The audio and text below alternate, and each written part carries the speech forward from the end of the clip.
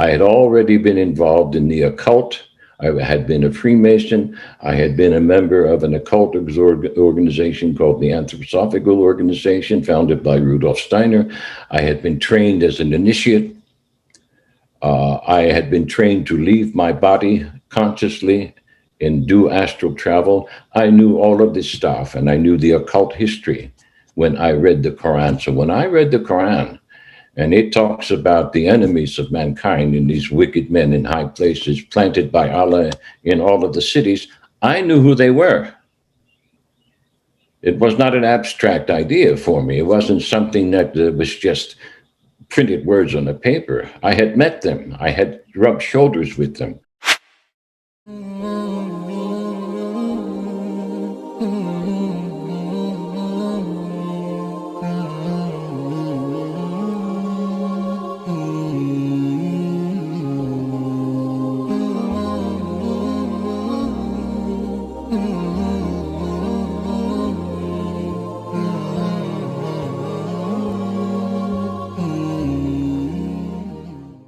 Surround yourself with good people, not bad people. If you're in a position where those around you are influencing you negatively more than you're influencing them positively, I think you need new friends.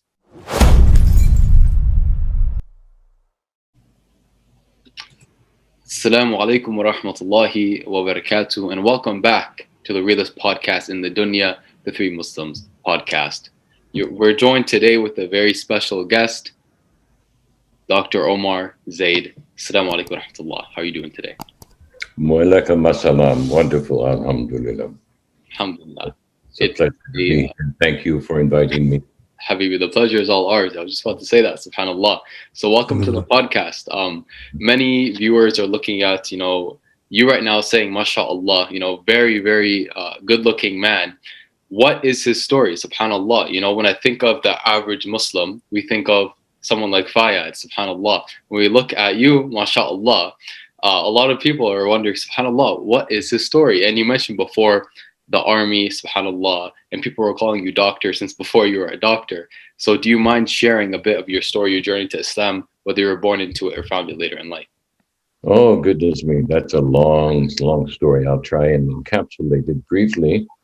I'm born and raised American as a Catholic in southern South Philadelphia along the Delaware River, little town called Chester. That's where I grew up. I graduated high school in 1967. I've been a professional musician from the age of 12. I already had my little band and trio when I was 12 years old. My mother was my booking agent. I have that experience behind me, and I went off to college at Westchester State College to study music, but I wasn't prepared for college. Nobody really prepared me. Even though I had a college preparation course, no one explained to me the true purpose and meaning of education. And that's awfully strange because I've become an educator in my late age. Anyway, I dropped out. I went on the road with a rock and roll band and became involved in all the NAF's business of that venue, from New York to Baltimore, in nightclubs and all sorts of venues. And it was leading me nowhere. Like all musicians, I had a vision of becoming famous, and of course, that only happens to 1 in 100,000 musicians. The rest of us starve or just go to hell. So in any case, I joined the army to clean up my act, went off to Europe, and was in the National Guard and active duty army for the better part of 8 years. I lived in Germany for 2 years. I got out of the army. I lived in England for 2 years. Then I went back to school on a GI Bill and became a doctor. And that was a 10-year experience. So I became a teacher, because that's what doctor means. It means teacher when you look at the Greek Greek root of the word. So I studied allopathic medicine, and I became an emergency room physician, a certified family practitioner. I passed all the examinations, and I also self-trained myself in homeopathy to balance the medical approach, because by the time I went to medical school, I was a bit older and not as naive as the younger students. And I saw that there was a great deal of miseducation taking place, and actually, psychologically, the educators were breaking all the rules of how to properly educate people. And the bias was very obvious to me. They teach doctors to treat human beings like machines. And, when you go to see an allopathic doctor, you might as well be a car going to see a mechanic. That's pretty much it in a nutshell. There are some people who approach the dynamics of the metaphysical aspects of our being, but most of them do not. They ignore it. So I practiced medicine for a goodly number of years. Actually, I was practicing medicine before I went to medical school, because I was introduced to homeopathic medicine when I was in Germany years previously. So I was beginning to learn that. I became quite good at it. I was a gifted doctor, a gifted homeopathic physician. People came to see me I had a private practice as well as a hospital practice, and people came to see me from halfway across the country just simply by word of mouth. And basically for homeopathic treatment, not the allopathic treatment. And for those listening who don't know about homeopathic medicine, we can talk about that another time. But you can consider homeopathy a form of Islamic medicine that is poorly understood by most people, even in this day and age. And it's being openly persecuted by the, how shall I say, the cattle barons who are prosecuting the COVID sham.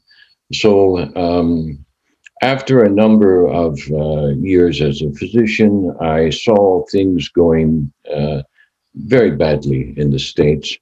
And I decided to leave when I was on the phone with an insurance representative trying to get approval for the treatment of one of my patients. And they were resisting and finally said no. And so it was a young lady, and I said, "May I ask you a personal question?" And she said, "Of course, doctor." And I asked her, I said, "How old are you and how far did you get on your education?" And she said, "Oh, I'm 22 and I graduated high school. I didn't go any further." And so I hung up the phone. Thank you very much. And I hung up the phone and I said, "Well, there's the tail wagging the dog. You see, there is an uneducated person telling an educated person what they can and what they cannot do. And that's just the reversal of divine order."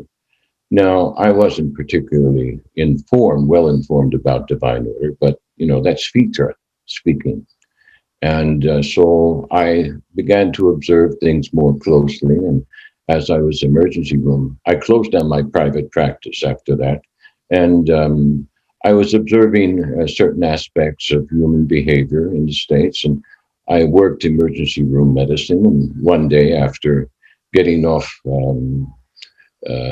duty, I went to my local buffet breakfast place, and there was a family sitting at the table next to me. They were on holiday, and I could hear them talking, and all they could talk about was whatever they watched on the movies or on television. They had no other element in their conversation. There was no element of community relationships, no element of interpersonal relationships. Everything was focused on the persons and the personages that they considered to be admirable stars on television or in the movies. And this fascinated me. And so I started listening to other conversations, and that was pretty much the state of conversations. It's either that or some sort of political talk about, famous individuals who were misguiding the people, and there were, folks who were in favor or against, and it was the typical dialectic, and all this dialectic was taking place according to propaganda protocols, which I began to, understand in those days, and I had some psychological understanding as a result of my medical training. So I decided to leave the country, and I went to Southeast Asia. I did what Imran Hussein has suggested. I did the getaway off-grid farming thing in the mountains of Borneo. And as a stranger, as a white man, that's not an easy thing to do.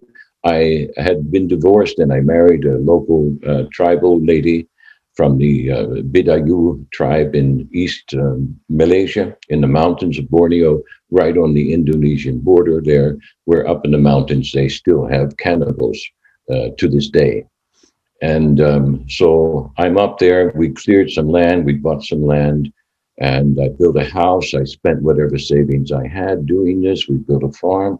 I raised chickens, ducks, fish, and a few other things, and fruit trees, and planted my own rice for the better part of 5 years. And in between, to support myself as well, I continued to work as a doctor in Australia. Malaysia wouldn't give me a license. They wanted me to go back to school and do the whole thing, despite having 25 years of medical experience. And it's a Muslim country, and I can tell you right now that most of the doctors are incompetent, and which is a very sad thing to say. So they refused to give me a license. Australia gave me a license, and I went there to work as a locums. I almost emigrated to Australia, but I saw the same things happening in Australia that was happening in the States. The same mind control, dialectical process was taking place. And I said, well, no, I don't want to jump from that fire into this fire. So I'll just stay up there and with the natives in Borneo and, make the best of it. Then I was also doing a sort of Christian missionary work, because I'd become a Christian a few years prior to my relocation. I was quite serious about it. I studied the scriptures. I studied as much as I possibly could, and I was doing preaching for the local tribes under the authority of one of their local pastors, whom my wife knew very well. She was also a missionary, and she was a missionary to some of these cannibal tribes before I arrived there. These are the headhunters, and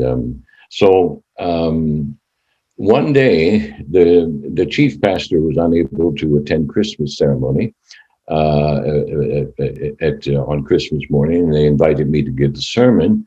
And I had been studying intently the pagan origins of the Christian system, and so I gave the sermon that day on Christmas morning about the pagan origins of the celebration, and on the name of Jesus Christ, because it's not Christian at all. It's not Islamic at all. Nobody he ever knew called him Jesus, including his mother, you see. So I did this, and I gave the sermon, and this was a Pentecostal church. In the Pentecostal church, you get a lot of amens and hallelujahs and thank you, Jesus, and all this sort of thing. I've been there, done that, and there was no amens. There were no thank you, Jesus, no hallelujahs when I finished my sermon, what you would call the khutbah. There was pure, absolute silence. Now, the head pastor's daughter got up. She was also an assistant pastor and usually took over when he was gone. And she took the podium after I sat down, and she said, addressed the audience, and she said there were about 300 or 400 people there. And she said, oh, well, I know you're all shocked by what Doctor has said, but everything he said is true. So let us pray. And so there was a somber prayer, and the service was closed, and we left. And there was some murmuring, but no thank you, Jesus, and no hallelujahs. There was no joy left in that Pentecostal church. I had wiped it out with the truth. And 3 days later, the chief pastor came to my farm. I was sitting on the porch in a rocking chair, just contemplating whatever I was doing. And he came up, approached me, and said, you know, I understand what you did the other day, and I have to dismiss you from your post as a teacher in our congregation. And I said, I can explain. He said, no explanations necessary. You're welcome to come and, join us for services and pray, but you can no longer teach. So I thanked him very much, and he went on his way. And I never went to that church again. It was my custom to pray twice a day at sunrise and sunset. And so for the next year, that's what I did while I was attending to the farm. And a year later, my wife was pregnant with our second son, and she gave birth and went to live with her mother for the postpartum period. I never let any of my wives get up out of bed for at least 6 to 8 weeks after they gave birth.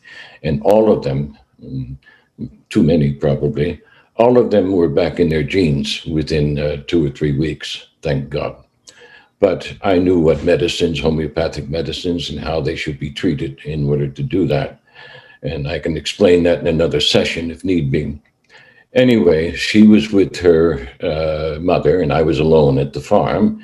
And I brought a large library with me from the States. It was an extensive library, and I had read most of the books 2 or 3 times, and I was looking for something to read again in her absence. And there was one book there I hadn't read, and it was a copy of Yusuf Ali's translation of the Quran. So I picked it up, and I said, okay, Satan, I'm going to find you. And I said, I was determined to find how it was that Satan had misguided millions, billions of people these last 1,400 years or so. And so I opened up the book, and I opened it up to the first prayer. And then I was shocked. I said, my God, that's the most perfect prayer I've ever read. You see? And I said, boy, Iblis is really smart. So I continued reading, and I couldn't put the book down. I read night and day for 3 days. Then I finally closed the book, and I went immediately to the Bible, to the almost the last page in the Bible, to Revelations, Book of Revelations, chapter 22. And there, St. John the Revelator is having a conversation with a messenger that some people considered to be an angel, others considered to be Jesus. Many, I think the theologians in the Christian congregations are maybe half, split half and half. It was an angel or it was Jesus. In any case, angel means messenger, and a messenger can be a prophet. We all know that. Most Christians don't know that, but they don't take their faith seriously enough to really study it, like most Muslims, you see. And that's a big problem, because Jibril said to the prophet, the first word was read, was it not? Of course it was. You can't become educated if all you do is recite. Recitation is insufficient. You have to read. And I can expound on that later. In any case, in this conversation that John is having with Jesus, after all these wondrous visions that he had, he then is so astounded and so moved, he kneels down and to worship this messenger. And the response from the messenger, it's right there in this book, it's right there in the New Testament, is the messenger says, "Do it not. I am a man like you from the tribe of Judah. Worship God alone." There it was, right there. Now, I had read that many times, but I never understood it. until after reading the Quran. So I closed the book, and there it was after midnight, and in the privacy of my little living room in that farmhouse up in the mountains of Borneo, I confessed a shahada to the angels, to the jinn, and whatever animals were listening, you see. And La ilaha illallah, ashadu ala Muhammadan Rasulullah. Alhamdulillah. And I became a Muslim. Nobody preached to me. Now, the background to that is the fact that I had studied the scriptures and I had studied the parascriptural literature extensively. In between all of my work as a doctor and whatever else, I was always reading. That's why they called me Doc. When I was in the army, they called me Doc because I was the only one with an open book almost everywhere you went, every time you saw me, I was reading. I knew 40, 50 years ago that the vaccines were a scam and medically unsound. I was the first one in the army to refuse the swine flu vaccine. They arrested me for it. So as a background of extensive reading, with a background of extensive reading, when I read the Quran, and then I came to this passage there, I mean, there were a couple of passages I came across and I just wept. But I came across one passage that essentially said, we have given the Quran as a mercy and as a blessing, and to complete what came before. Well, I'm here to tell you that I read that book knowing what came before, and not only knowing the scriptures or the parascriptural literature, but also the history. I had already been involved in the occult. I had been a Freemason. I had been a member of an occult organization called the Anthroposophical Organization, founded by Rudolf Steiner. I had been trained as an initiate. I had been trained to leave my body consciously and do astral travel. I knew all of this stuff, and I knew the occult history when I read the Quran. So when I read the Quran, and it talks about the enemies of mankind and these wicked men in high places planted by Allah in all of the cities, I knew who they were. It was not an abstract idea for me. It wasn't something that was just printed words on a paper. I had met them. I had rubbed shoulders with them over the years, okay? And I knew the way in which they manipulated people, which is one of the reasons I left the States and swore I'd never go back. So in the privacy of my living room, I became a Muslim. Now,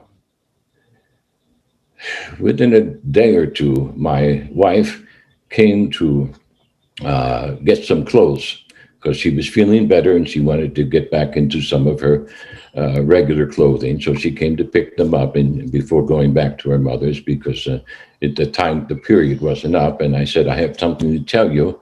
I've become a Muslim. And of course, she's absolutely shocked, you know, and she was speechless.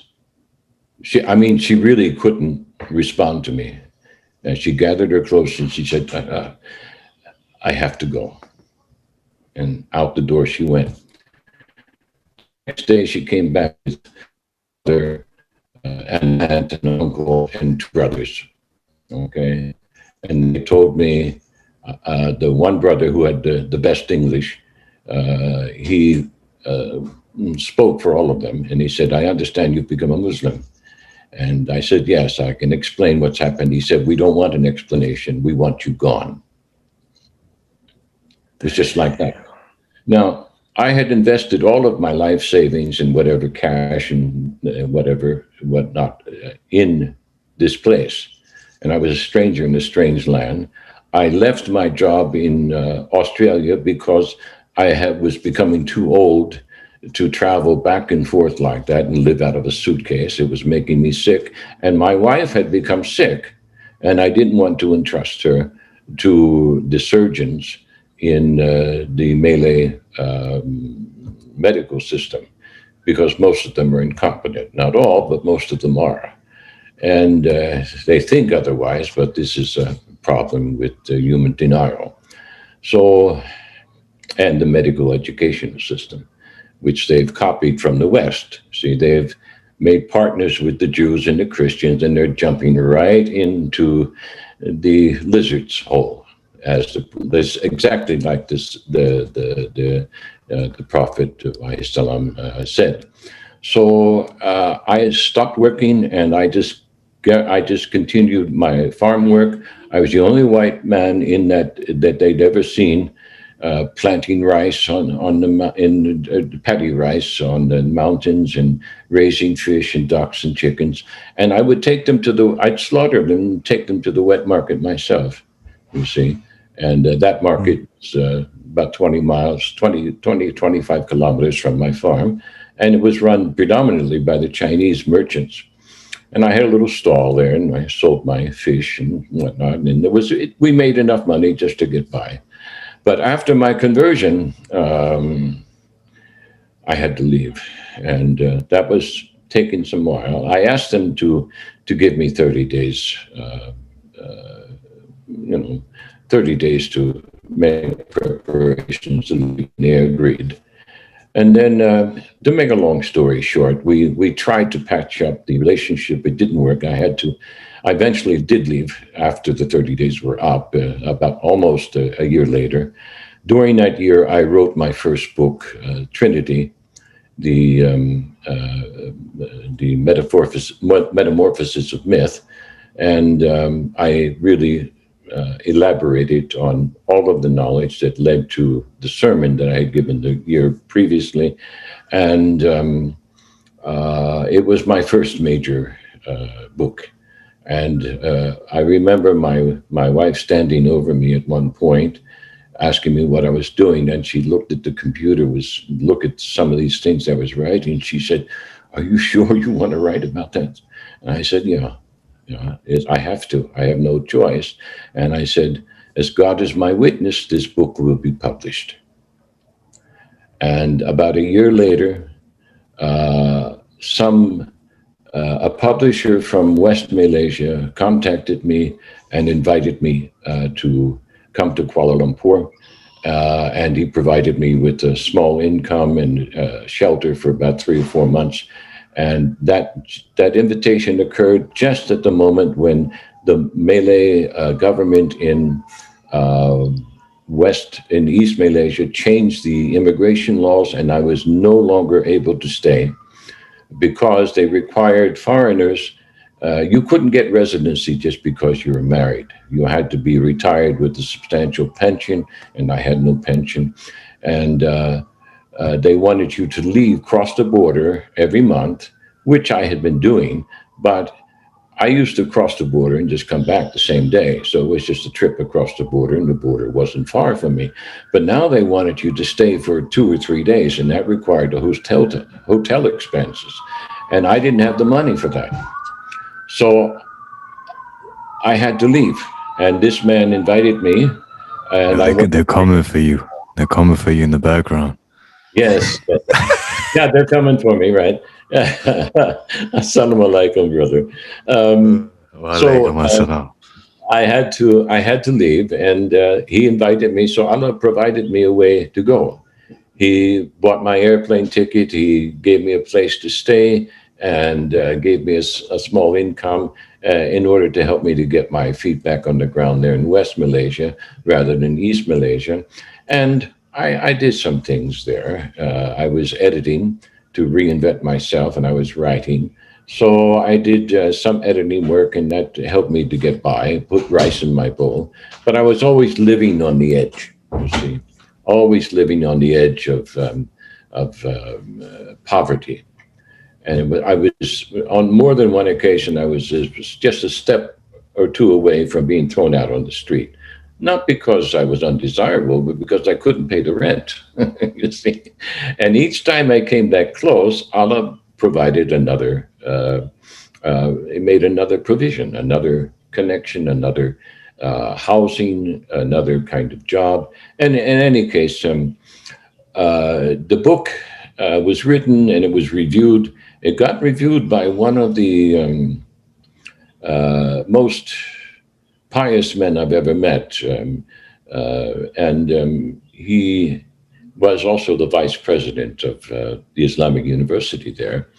And he reviewed the book and wrote an introduction to the book. The book hadn't been hadn't been published, but he asked me if he could have the manuscript because somebody had told him about the book, and he wanted to meet me. He actually came to my farm, and he made a special trip from West Malaysia to East Malaysia to meet me on my farm, and we missed each other. And I was in one place, he was in another place, and he had to go back. So, in any case, he told me about a year after I had relocated to West Malaysia that I would have to leave because the secret police were going around behind me to everyone who was trying to employ me or help me, telling them that I was a CIA agent. And I said, gosh, I wish I was. I'd have some money in my pocket, you know. He said, you're going to have to leave the country. And I said, okay, but I don't know where to go. And I had to leave the country every month anyway. So I used to go across the border because it was the closest border to Thailand and just come back the same day. And I usually did that by train. And on one of those journeys, I met a Buddhist monk who was from Sri Lanka. And this was a monk from a sect of Buddhism that did not practice idolatry. You see, Buddha was a monotheist, which is something that most people don't understand. He hated statues and idolatry and burning incense and all this nonsense. This is not his religion at all, not in the original pristine form. And this monk was the first monk that I met who admitted that. And he said he was on his way to Thailand to do some preaching to that effect. And so we got to talking, and I told him my story. And he said, oh, I know somebody who needs an English teacher. And I said, you do? And he said, yes, here, you can call her. And so he called this lady on his phone, and I talked to her, and she hired me over the phone to be an English teacher in Bangkok. Wow. And this was a private school that catered to professionals, you know, lawyers and doctors and graduate students who wanted to go to the West and perfect their English. So I got the job, and Professor Arifin Zohaimi, who wrote the introduction to my book and told me I had to leave the country, I told him, I said, well, I have a job, I just don't have money to get there. And he reached into his pocket and he said, I know. he took out some money. These were American dollars, which he had held on to for about 30 years in his bedroom, top bedroom door. Didn't know what he was going to do with them until that moment. He handed them to me, and that was enough to get me to Bangkok, pay for my first month's rent and food, you see. And so there it is, you know, Allah provided for me again. So I went to Bangkok and I taught English for a year. And in the meantime, my manuscript made its way to the desk of Professor Osman Bakar, who was then the research director at ISTAC, which is a graduate school, the top graduate school for Muslim alim in Malaysia, and a part of the International Islamic University system of Malaysia. So he read the manuscript, and then he called me because here at the end of that first year in Bangkok, I was about to be expelled from the country again because they changed the rules about being qualified for English teacher. So here I was, a medical doctor with, all those years of experience. And I was about to be thrown out of the country because I didn't have an English qualification, you see. Most of the teachers who teach English don't have half the qualifications I have, but they have a piece of paper saying they do. This is the nonsensical climate of the society that we're now living in. So he called me. I got this phone call. I'm a month away from leaving the country, from leaving Bangkok.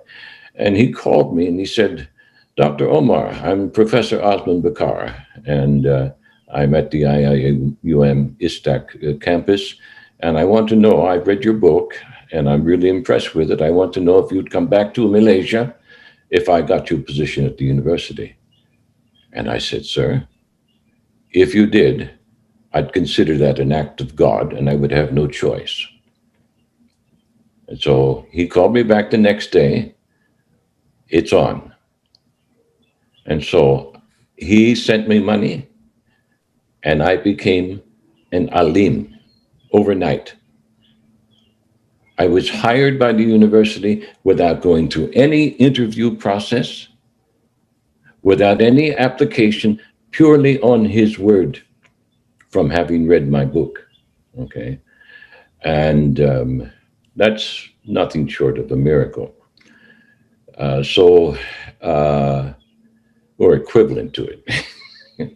I mean, it's not water coming out of your fingers, but seemed like it to me at the time. Okay, so I went back, and I was really shocked because when I signed the contract that I hadn't interviewed for, it was just put in my hands.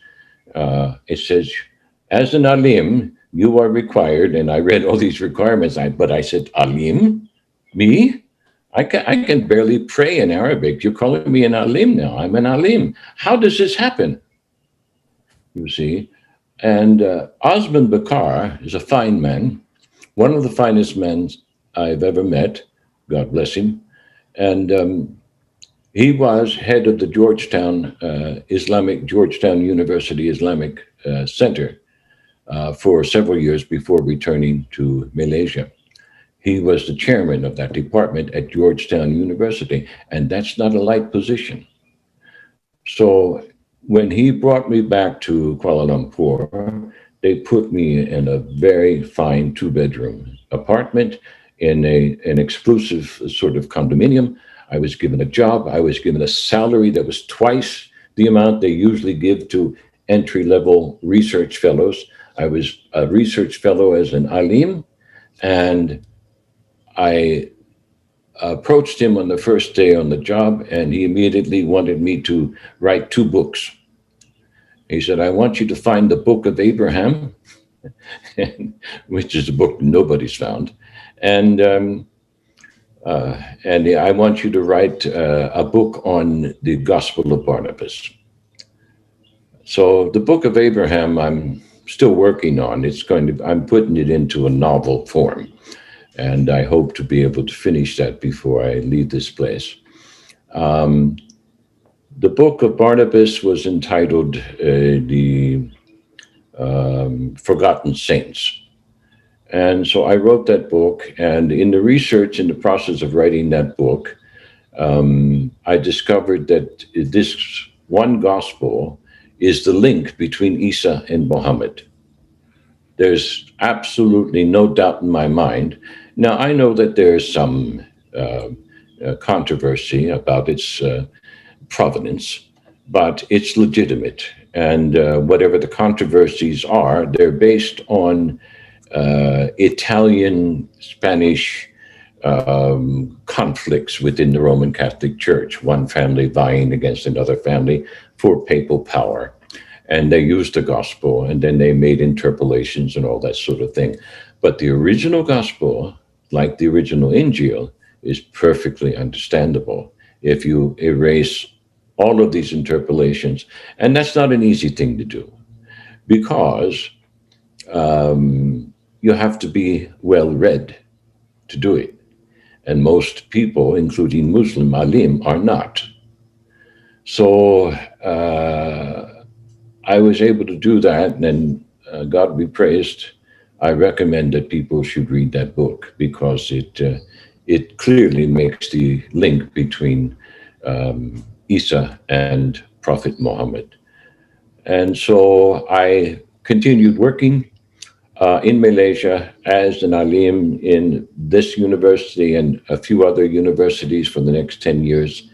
And then at the age of, how old am I now? 72. About 4 or 5 years ago, I had a collapse in my health. I suffered multiple sclerosis. I just collapsed one day when I came home, and I couldn't work anymore. And thank God that now, if you saw me 4 years ago, I couldn't walk without assistance. Now I can because I've modified my diet and a few other things, and I'm able to manage. But I'm still crippled. And then I had a major heart attack, so I retired. Now, I retired to Thailand. I had a Thai wife after divorcing the Christian wife. I had a few other wives in between. It didn't work out, including a born Muslim. I really wanted a Muslim wife. I couldn't find a decent one who was willing to marry me. They all wanted, a house and a car and, all these other things. They, it had nothing to do with Islam. And yeah, we can talk about marriage on another occasion. I've heard some of your comments on it. It needs to be addressed. And so I did that thing. And the born Muslim woman, she was from Indonesia. And she turned out what I thought, I married her for piety, not because I was attracted to her, but I was attracted to her piety. And I needed a Muslim wife, you see. And so she married me, and she knew I wasn't attracted to her. And she became one of the worst wives I've ever had. I married the Thai lady who converted to Islam, and I really loved her in all the realms. And the born Muslim wife became so jealous that I had to divorce her. It was just impossible to live. And we lived together in the same house. And why do you do that? Well, that's what the Prophet did, isn't it? Of course it is. He lived with all his wives, except the Christian wife. They all lived with him at the masjid. They all had their little rooms right next to each other in the masjid. They would wake up in the morning and say, "Assalamu alaikum, sister. How shall we serve our Lord and our husband today?" Well, at least that's what they should have said. And Muslims today, the Muslims today, they don't have this attitude. They want the car, they want the fancy dress, they want the gold, they want the, whatever it is. They want to be treated equal, okay? They don't understand what equality means because no one's thinking clearly. So anyway, I retired to Thailand after my collapse in health. I had a heart attack about a year later, and a major surgery requiring quadruple bypass surgery. And of that group of people who experienced surgery in Thailand that month at that hospital, I'm the only one still alive. They've all died. So I'm living on extra grace now, I would imagine, because, as a professional musician, I picked up some bad habits, and one of them was smoking. I smoked for 45 years. And so it's been now 4 years that I've stopped, and it's been a great improvement. I still have some way to go. So my Thai wife, after my retirement and my disability, she reverted to some of her pagan ways, having taken charge and usurping the dominion in the marriage as the one who drives and handles everything. And I was helpless.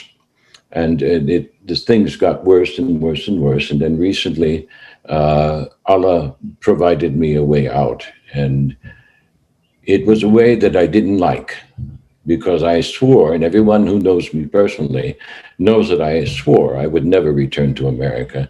And now I'm here in Kentucky with a new wife who's perfectly suitable for me.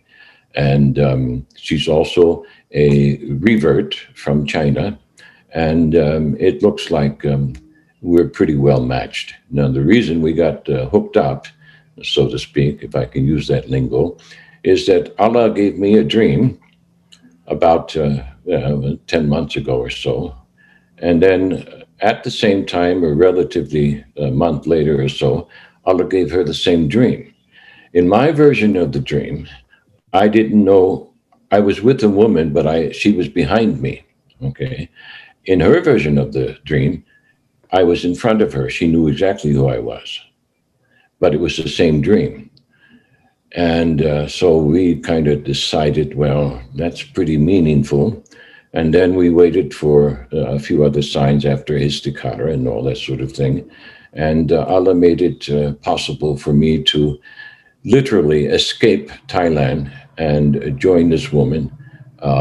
And we were married a couple of weeks ago by at under the auspice of Sheikh Omar Zaid in Buffalo, New York. Belash and I had been, meanwhile, doing some interviewing like we do here for the last year or so.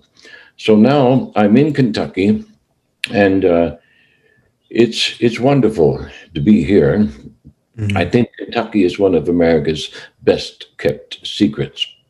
And I shouldn't say that because I really should keep it that way. But anyway,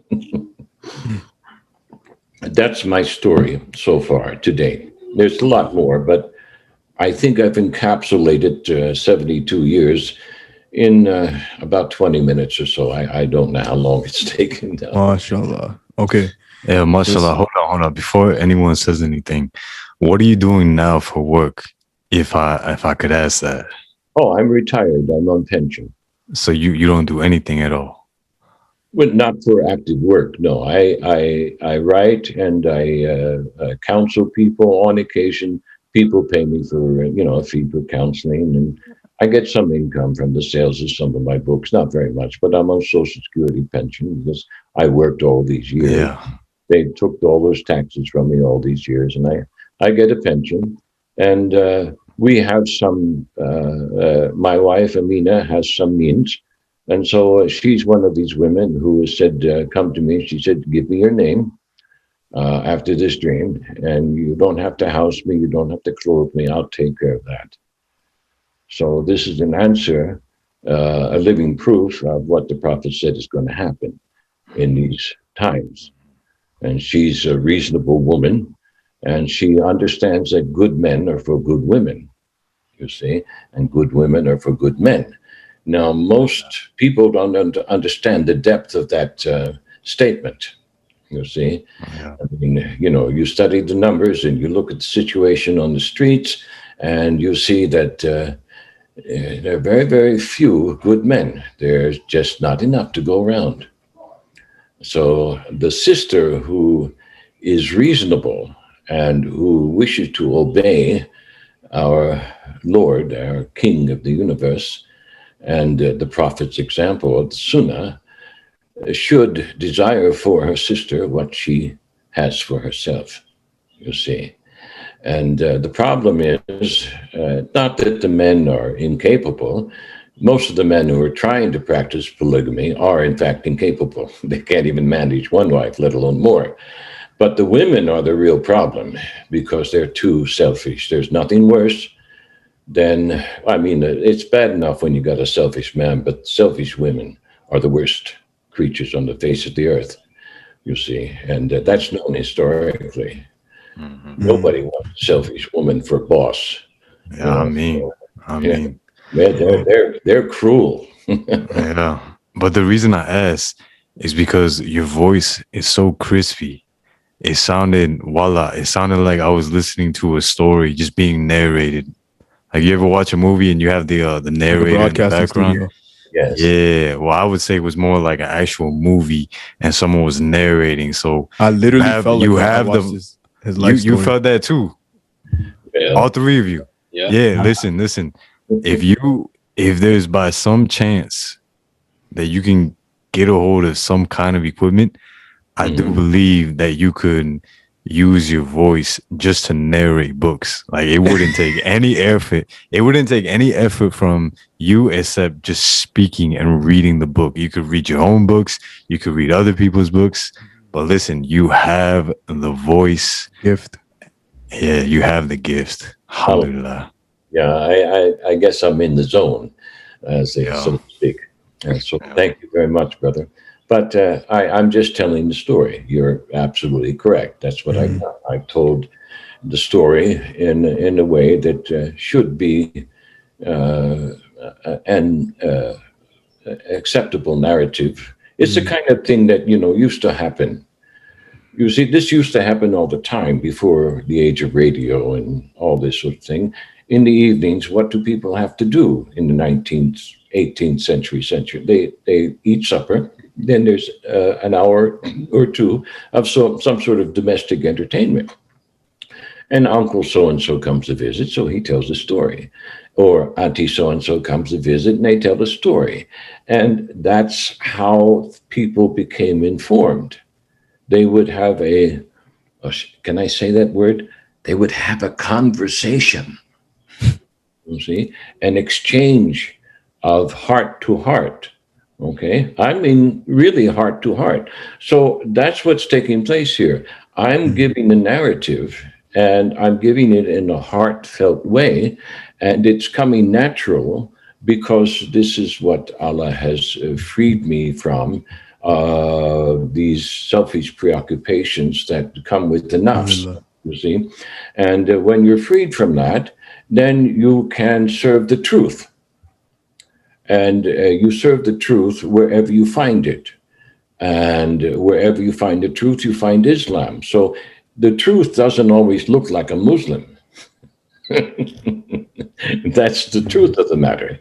And so when you hear the narrative like that, going heart to heart, you're having exchange. Because you see, if you're actively listening to me, then that's your heart is responding, you see, to what I'm sharing. And this is an activation. This is an activity, okay? And it's bilateral, okay?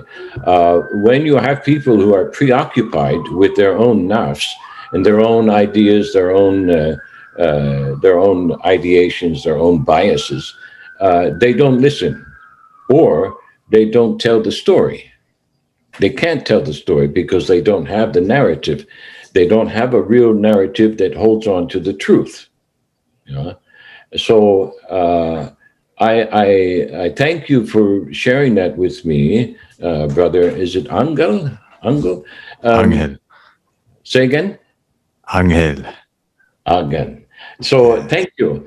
That's encouraging. I like to teach, but I really only like to teach people who want to listen, who want to learn, and who have the capacity to listen and to hear, you see, and to see metaphysically what is taking place.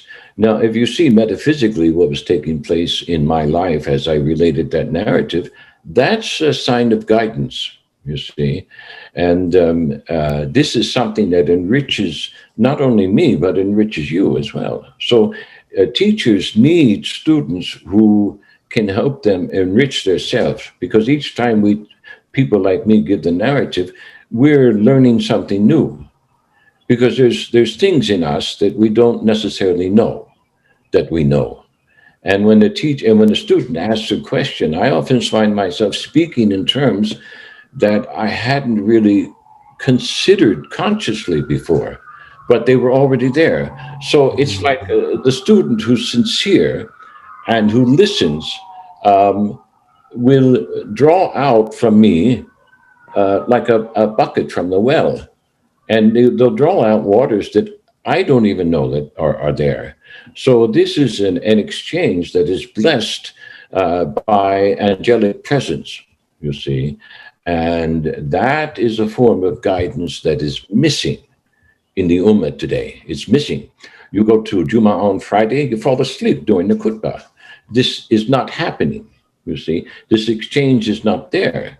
Why, Bill? Because the imams are giving the same old nonsense, the same old religious, they're spinning the wheel. They're on a plane.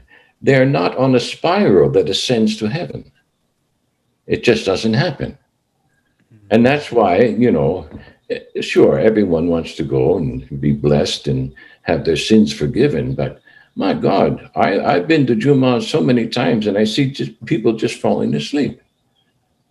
The brothers are all there sleeping or nodding off. Facts. And that's because the imams are not inspired. They're not speaking from the heart. This heart-to-heart exchange is not taking place. And it's been a rare experience in my 15 years as a Muslim to actually experience that during Jummah. And the imams who can do that, they're usually dismissed by government officials. Because if you can do that, then you get too close to the truth that makes the government officials uncomfortable, you see. Yes, bro. Mm. Let me just add in. And first of all, man, mashallah, just hearing your story, wonderful. Like I have so many things that I want to get across. Hmm. So first thing, this will not be the only episode that we film with you. There is no way that we can get, and I'm sure I don't need to ask the three brothers right now. They're on the same page. There's no way we can get everything that we want to discuss with you in one episode from the Oh no, few no. minutes that we've been talking. So if you guys made it back, made it this far, write down hashtag Dr. Omar. Or you know what? Right, hashtag bring back Dr. Omar. So that's gonna be the first thing. Number two, Rami, I want you to try to list, if you can, like on a note or something, all the points that I'm going to bring up, just in case I forget, if that's not too much. So, Bismillah. The first thing I wanted to discuss was you mentioned you kind of left and just, left the grid, started, taking Sheikh Imran Hussein's advice. So, raising your own stuff, not relying on the system. So that's the first thing.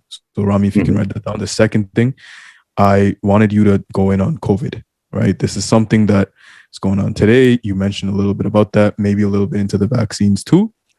And once that's done, the third thing, we can talk a little bit about the occult. So I know we can't talk about everything today. No. So I guess at least let's cover the first part, inshallah. So the first one was why you decided to leave the grid and kind of just, be off the radar.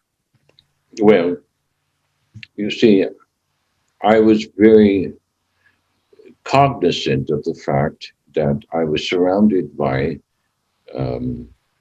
colleagues, neighbors, family, and acquaintances that were all under a form of mind control. They were no longer thinking clearly.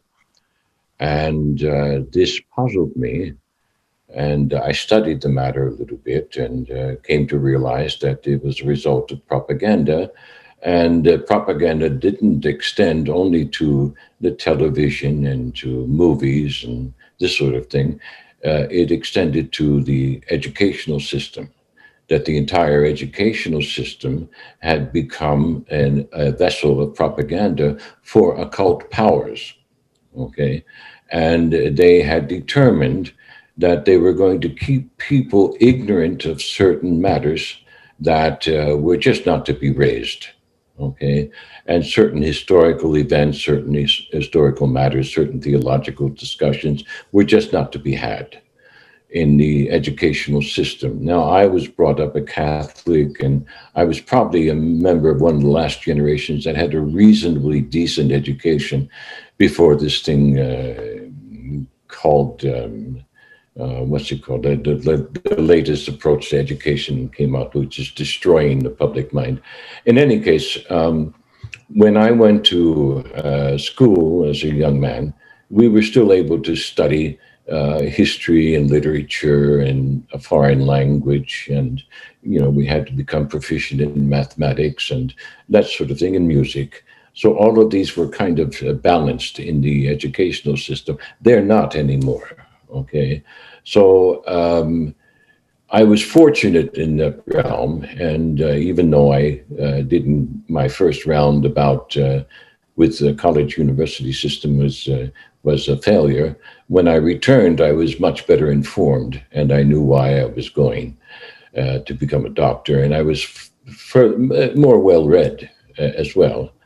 And so I saw all of this happening, both from, especially what happened to me as an American was I lived overseas for 4 years, the better part of, no, more than 4 years before coming back to the States and going to school as a medical student. So I was able to see how mind controlled the population was because I had had this broader experience living as an expat overseas. I'll give you an example.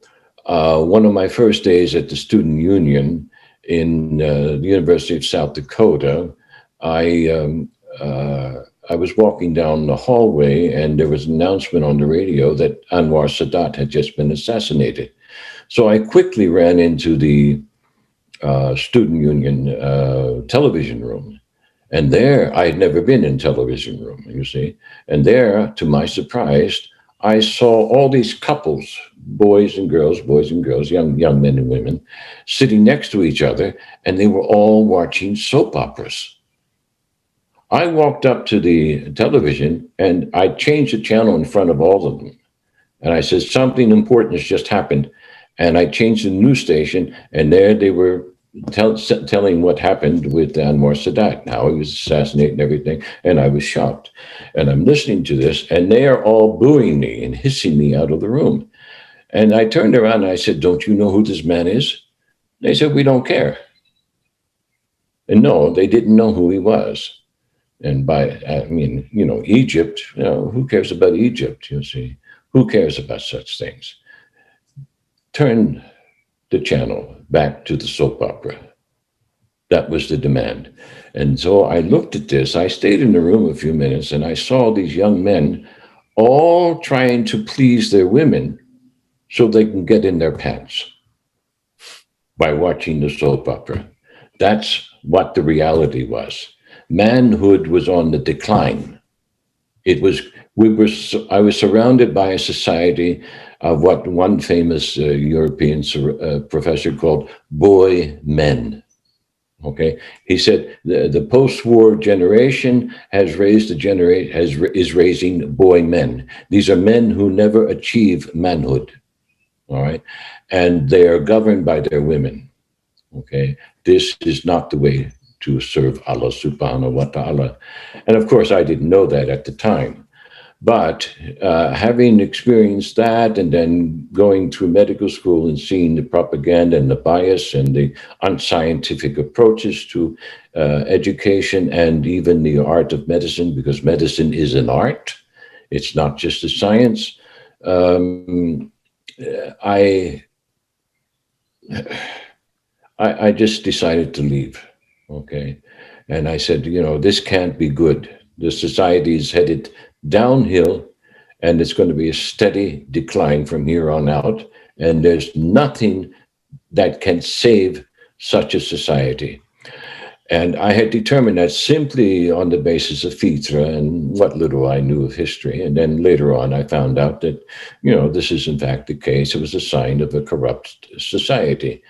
And as I studied the history of our cattle barons, this only confirmed their hand in the matter. That's why I wrote the book, The Hand of Iblis, because that's what it is. It's the occult hand of the highest orders of occult science that in the service of Iblis. And, at the helm there, you have certain Freemasonic organizations, but there are other occult organizations that are far superior to that.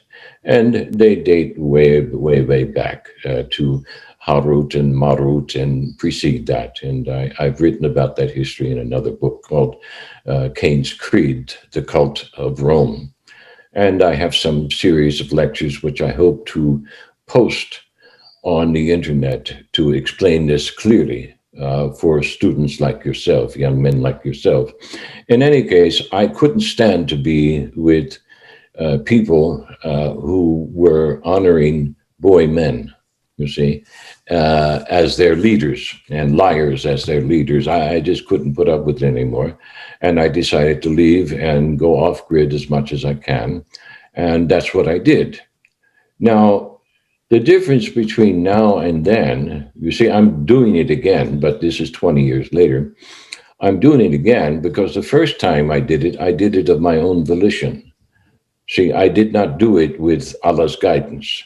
I was following my own reason, my own thinking, making my own associations, making my own plans, doing things my way, like Frank Sinatra, you see. And it all failed.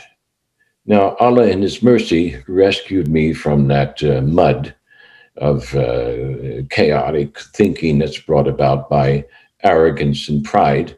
Even though I'm right about my assessments, I was still arrogant about it, you see. And you can't accommodate the truth, and you can't honor Allah subhanahu wa ta'ala with any degree of arrogance left in your soul. It's got to be wiped out.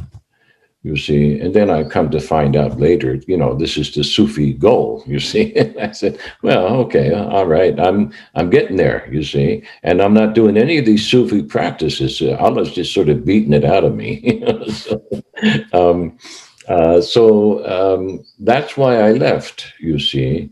So I said, okay, I'm going to go to some place where people are still holding the families together. That's my idea. And I'm going to go get a good Christian wife from one of these societies. Again, my idea. And I'm going to take all my money and I'm going to build a farm in some place. And I said, that's my idea. Again, my idea, you see. And I did all these things. I put in a water system. I put in solar power and all this sort of thing. And what did Allah do? He ripped me right out of it, you see. He ripped me out of it because it was my idea. It wasn't his idea. You see.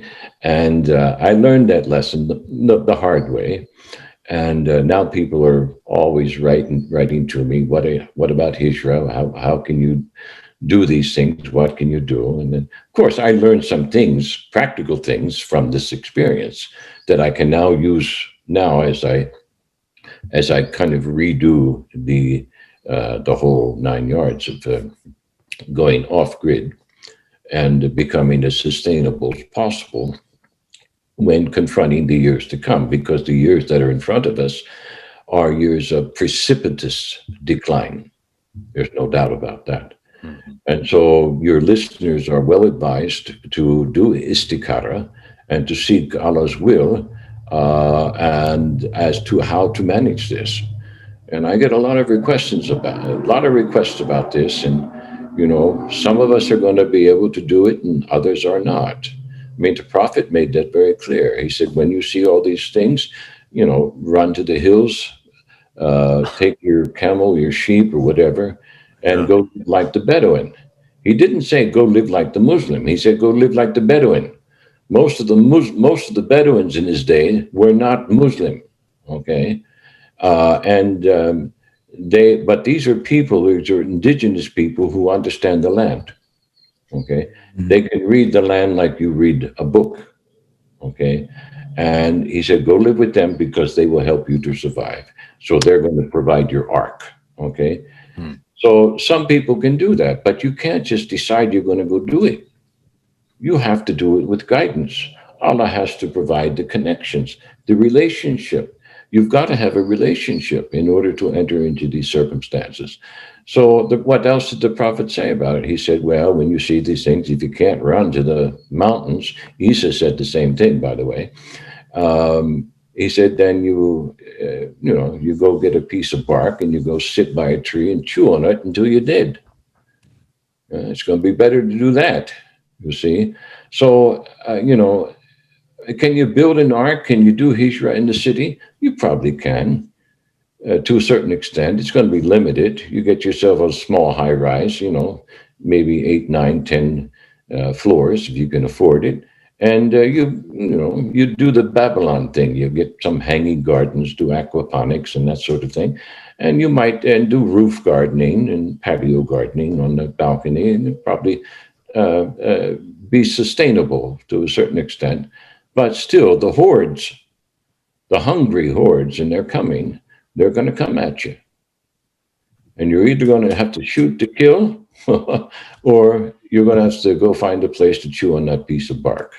Man. Yo, I'm shocked, bro.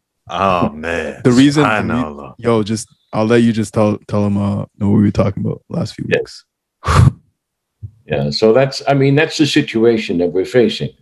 So I've done it on 2 occasions now. This is my second approach at it in my declining years, and I hope I have enough time left to get my young wife settled in and as sustainable as possible for the years to come. And in the meantime, I'll finish that book of Abraham in my novel because I'm putting it in a narrative form, in a novel form.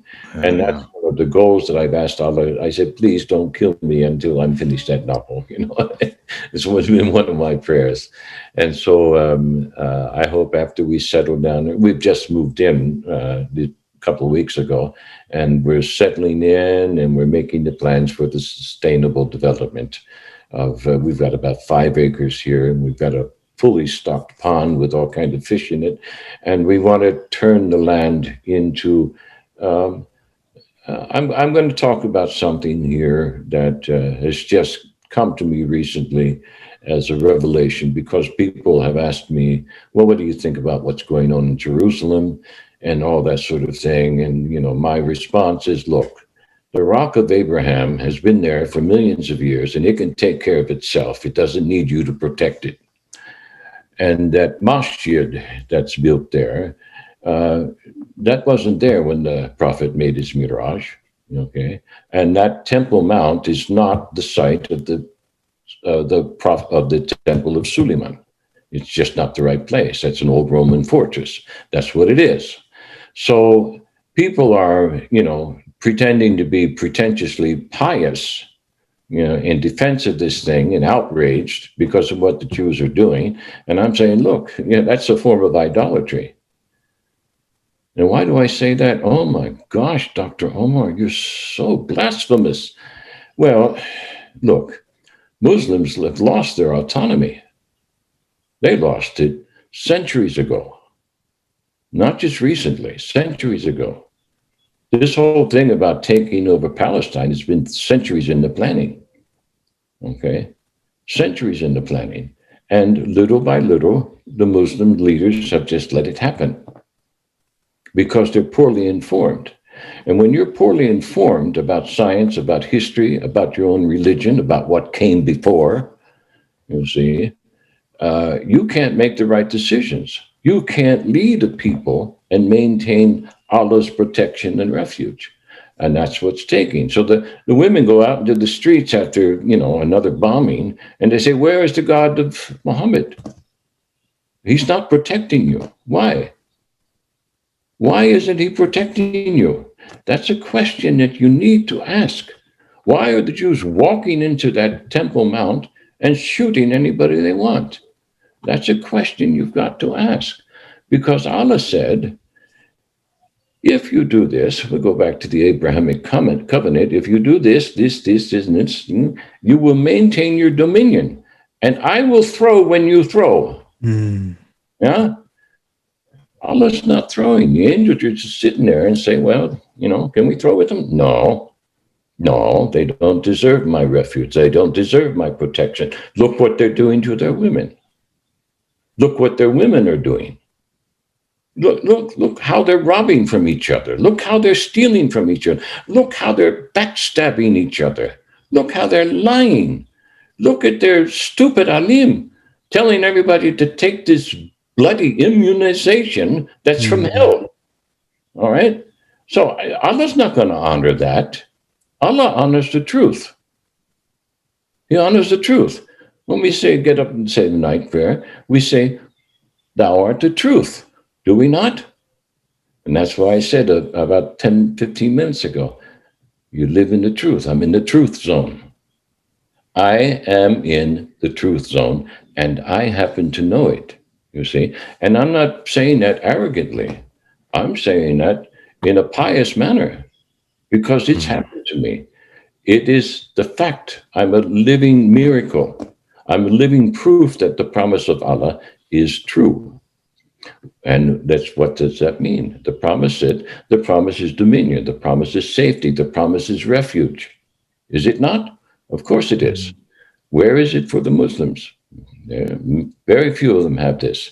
And if those who say they have it, it's mostly because they're wealthy. And where did the wealth come from? Mostly because they've stolen it. Mostly. You see? So, what am I trying to say here? Well, we've got a covenant and we've got a promise, and we've got, what is it? What's this whole thing about Jerusalem and Palestine about? It's about the promised land, is it not? Of course it is. So there's the covenant, there's the promise. Those two words are very, very important. And Muslims have lost the promised land because they didn't keep the covenant. They didn't keep their half of the agreement. Well, that's the same thing happened to the Jews. You know, same thing. Same things happen to the Christians. They haven't kept their covenant either. And they've lost dominion in their own land, and they're being ruled by these cattle barons, and they don't realize it. Okay, so what does that mean? That means that I'll try to shorten this because I don't want to prolong this session. It may be too long for some of your listeners. The Promised Land is an example. It's symbolic. Okay, it was promised to Abraham and his seed. And when Abraham said, "And to my seed," and Allah said, "To your obedient seed," I'll make it short. Okay, to those who keep the covenant, they will maintain dominion. Those who don't keep the covenant, no, I'm not going to protect them. I'm not going to, it goes back to the curse on Cain, because they'll become just as cursed as Kabil was. They'll become one of the selfish ones. Because when you become a selfish one, you bring that curse on you. That's end of discussion. So this promised land is symbolic. Yeah, from the Nile to the Euphrates, I understand all that. But that was for whom? That was for the descendants of Abraham. Okay? And who's the descendants of Abraham? The Jews and the Ishmaelites. That's who it's for. It didn't give the Arabs the right to cross the Euphrates and take over Iran. No, that's imperialism. That promise doesn't include the promised land. So the promised land is symbolic. Jerusalem is symbolic. The Ark of the Covenant is symbolic. What is the Ark of the Covenant? It's the heart. It's the heart. So here we're getting back to this narrative thing. Heart to heart, heart to heart, truth, heart to heart. This is the Sufi goal. And what is the promised land? Refuge, dominion, provision, protection, okay? As-sakina, okay? That's the promised land. And who's the promised land? Well, we're all made of mud, aren't we? We're made of the land. So we become the promised land when we obey Allah subhanahu wa ta'ala. That's real simple. So, and it doesn't matter where you are in the earth. If you're obeying Allah subhanahu wa ta'ala and you're on true guidance, you will find this refuge. Allah will give it to you. You will find your own promised land, whether it is in your marriage bed, in your own little house, or no matter where it is, whatever village you've got up there in a mountain someplace, I don't care where you are, you will have the promised land right there. And even if it brings you to your death, you will die happy. And you will die with the covenant from your lips. Yeah.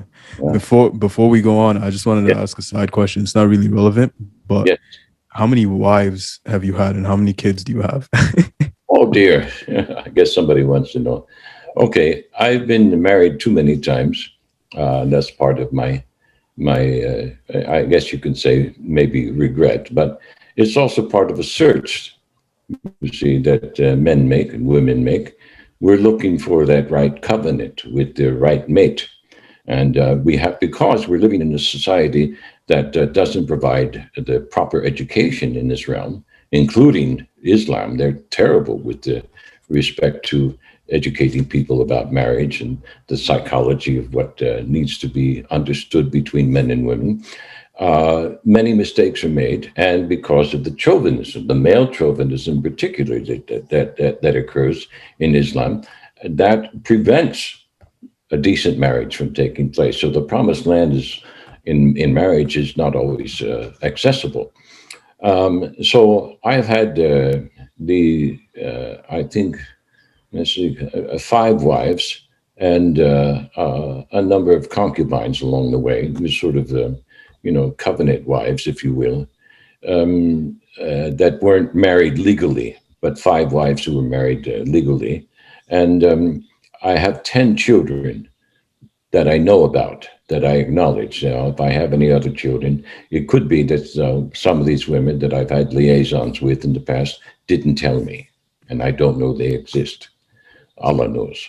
So one of the reasons I have written a book called The Taqwa of Marriage, and I've just finished writing another book called Sexology for the Wise, is because I have made numerous errors.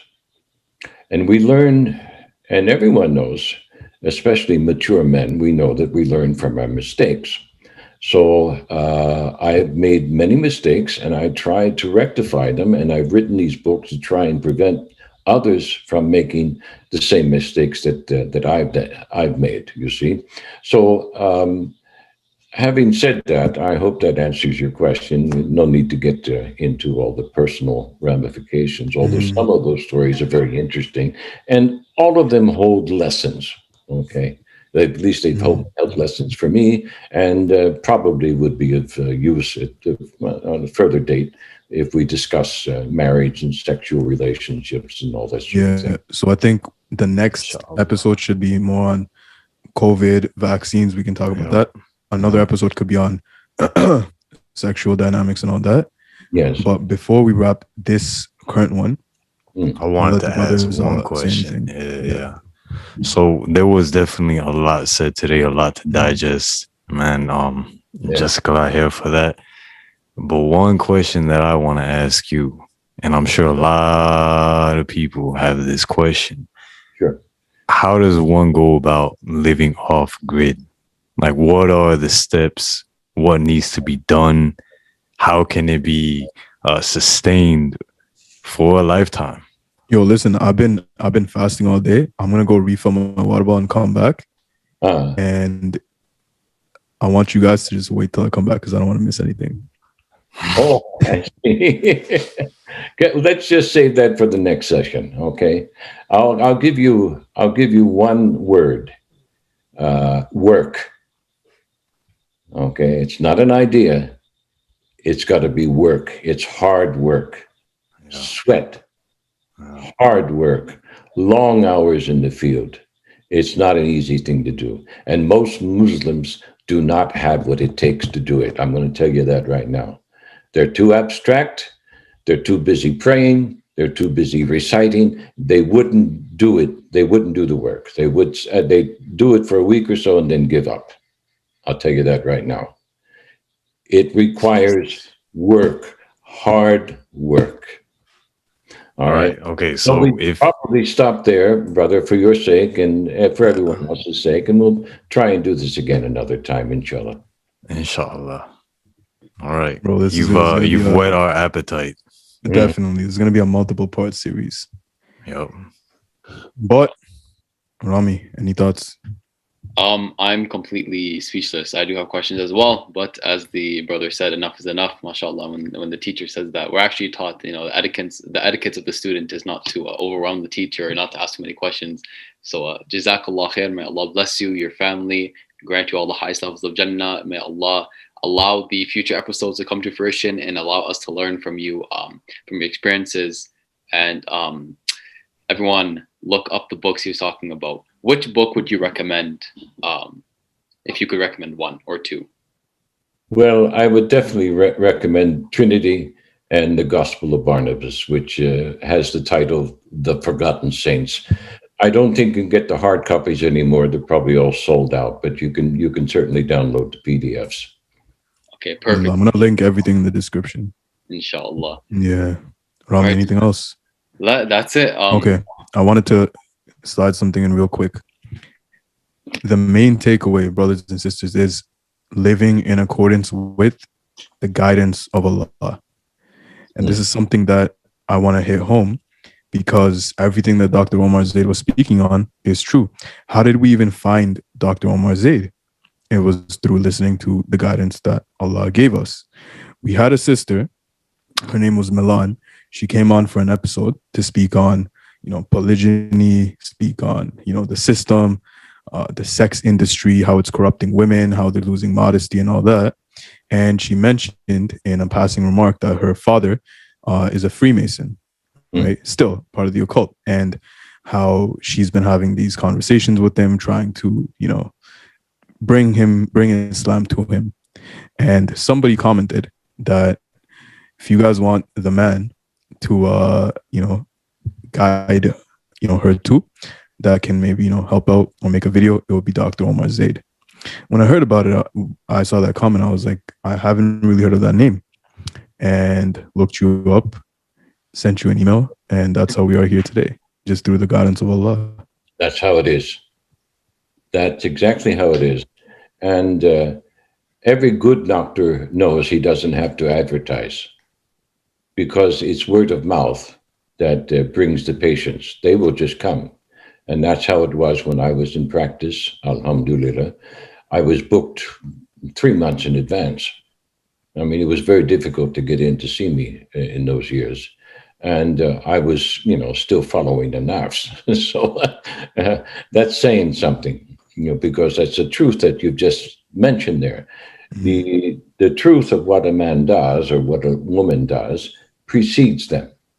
Their reputation precedes them, and this opens doors or it closes them. Okay, in certain cases, in my case, it certainly closed doors. So thank you very much, brother. Yes. Barakallah feek. So guys, if you made it this far, please, I need all of you guys, all of our viewers, to make some extra dua. Whenever you're in sujood, make some dua for our brother, Dr. Omar Zaid, that he finishes every single goal, inshallah, that he has in plan for the remainder of his time in the dunya. And that being said, I have nothing else to say. Rami, end it off, bro. All right, Jazakallah khair, brother Omar, or Dr. Omar, may Allah bless you immensely. To all the viewers, if you like what you see, like, comment, subscribe, share the video, especially this episode with Dr. Omar. May Allah bless him immensely. Also check out our Patreon, the lowest tier being $5 if you want to support us further. With that being said, Allahumma atina fid dunya hasana wa fil akhirati hasana wa qina adhab an-nar. Assalamu alaikum wa rahmatullahi wa barakatuh.